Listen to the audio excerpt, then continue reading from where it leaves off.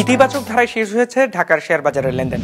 সার্বিক সূচক DSEX 22 point বেড়ে দাঁড়িয়েছে ৫,৪১৫-তে। হাত বদল হয়েছে ৭০৮ কোটি টাকার শেয়ারের মালিকানা। লেনদেনে অংশ নেওয়া প্রতিষ্ঠানগুলোর মধ্যে দর বেড়েছে ১৭৫টির, কমেছে ১৫৭টির, আর অপরিবর্তিত আছে ৬৬টি দর।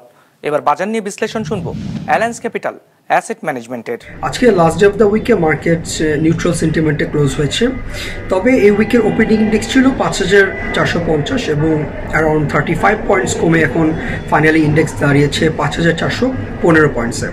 পাশাপাশি মার্কেটের উইকলি অ্যাভারেজ টার্নওভার ছিল প্রায় ৬০০ কোটি টাকার মতো, অর্থাৎ মার্কেটে ইনভেস্টররা এই সপ্তাহে যথেষ্ট কমই পার্টিসিপেট করেছে তুলনামূলকভাবে। পার্সেন্টেজের দিক থেকে আজকে ৪৪% কোম্পানির প্রাইস বেড়েছে, কমেছে ৩৯%-এর, এবং অপরিবর্তিত ছিল মাত্র ১৭% কোম্পানির প্রাইসে।